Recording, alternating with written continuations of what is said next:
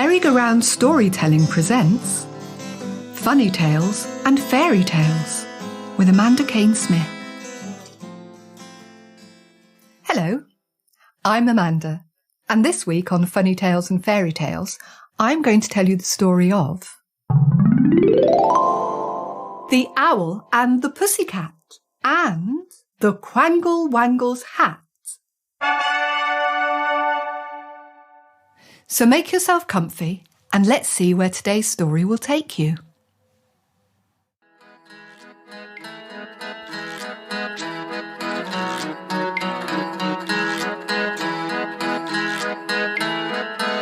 The Owl and the Pussycat by Edward Lear.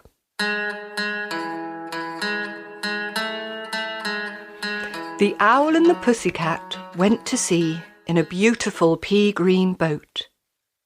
They took some honey and plenty of money wrapped up in a £5 note. The owl looked up to the stars above and sang on a small guitar. Oh, lovely pussy, oh, pussy, my love, what a beautiful pussy you are, you are. Oh, lovely pussy, oh, pussy, my love, what a beautiful pussy you are. Pussy said to the owl, "Wow, you elegant fowl, how charmingly sweet you sing. Oh, let us be married, too long have we tarried, but what shall we do for a ring?" Well, they sailed away for a year and a day to the land where the bong tree grows. Bong, bong, bong, bong, bong, bong, bong, bong. And there in a wood, a piggywig stood, with a ring on the end of his nose. Said the cat, "Meow, are you willing to sell for 1 shilling your ring?" Said the piggy, "I will." So they took it away, and were married the next day by the turkey who lives on the hill. Gobble, gobble, gobble, gobble, gobble, gobble, gobble, gobble, gobble, gobble, gobble, gobble, gobble. They dined on mince and slices of quince, which they ate with a runcible spoon. And hand in hand, on the edge of the sand, they danced by the light of the moon, the moon, the moon. They danced by the light of the moon.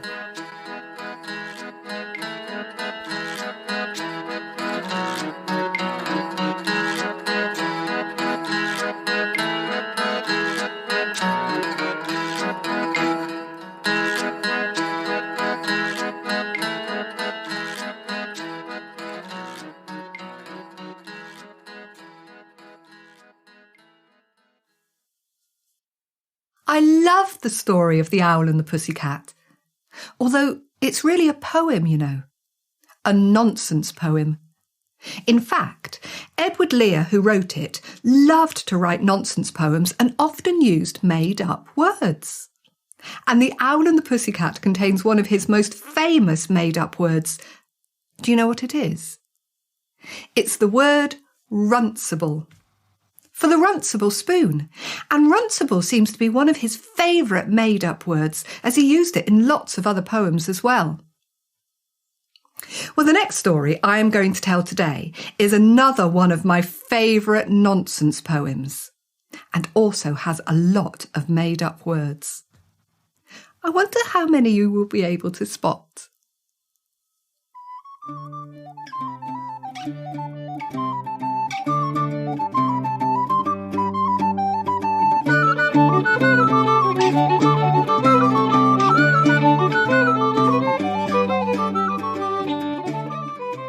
The Quangle Wangle's Hat by Edward Lear.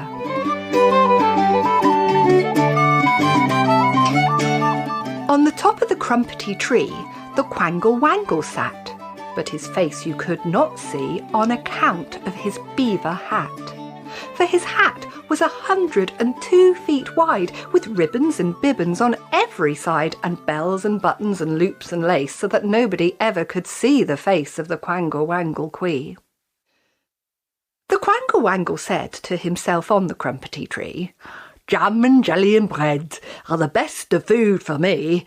For the longer I live in this crumpety tree, the plainer than ever it seems to me that very few people come this way, and life on the whole is far from gay," said the Quangle Wangle Quee.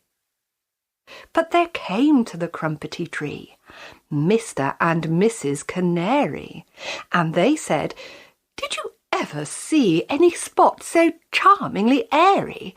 May we build our nest on your lovely hat? Mr. Quangle Wangle, grant us that. Oh, please let us come and build a nest of whatever material suits you best, Mr. Quangle Wangle Quee." And besides to the crumpety tree came the stork, the duck and the owl, the snail and the bumblebee, the frog and the fimblefowl, the fimblefowl with the corkscrew leg, and all of them said, "We humbly beg we may build our homes on your lovely hat. Mr. Quangle Wangle, grant us that, Mr. Quangle Wangle Quee." And the golden grouse came there, and the pobble who has no toes, and the small Olympian bear, and the dong with a luminous nose, and the blue baboon who played the flute, and the orient calf from the land of Toot, and the attery squash and the bisky bat, all came and built on the lovely hat of the Quangle Wangle Quee. And the Quangle Wangle said to himself on the crumpety tree, "When all these creatures move, what a wonderful noise there'll be." And at night, by the light of the mulberry moon, they danced to the flute of the blue baboon on the broad green leaves of the crumpety tree, and all were as happy could be with the Quangle Wangle Quee.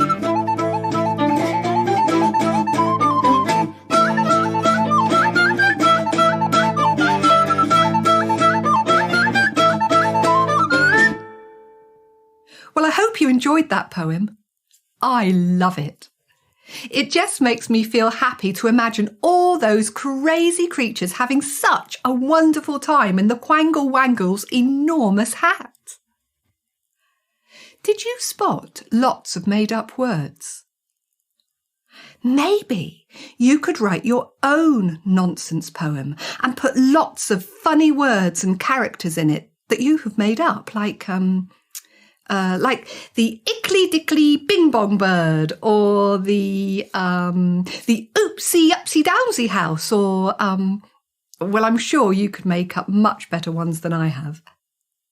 And maybe you could make a hat like the Quangle Wangle's, with buttons and loops and lace. I'd love a hat like that. Maybe I'll make myself one. Well, next time on Funny Tales and Fairy Tales, I shall be telling you the story of The Meadow in the Middle, which is such a fun story to tell. I can't wait. Oh, and just to let you know, I'm now going to be releasing my stories once a month, just to give me time to continue to make them extra special. And if you have a favourite folktale or fairy tale you'd like me to tell, please do get in touch. I'd love to hear from you. So until next time, take care and happy storytelling. Thank you for listening. If you want to contact me, you can email me at mgrstorytelling@gmail.com. I am on Facebook, Instagram and Twitter as @mgrstorytelling, and Merry-Go-Round Storytelling on YouTube. You can find me on Podbean at podbean.com/funnytalesandfairytales. Or why not take a look at my website to see what other types of storytelling I get up to, which is www.merrygoroundstorytelling.co.uk. Happy storytelling, and I look forward to telling you another tale soon.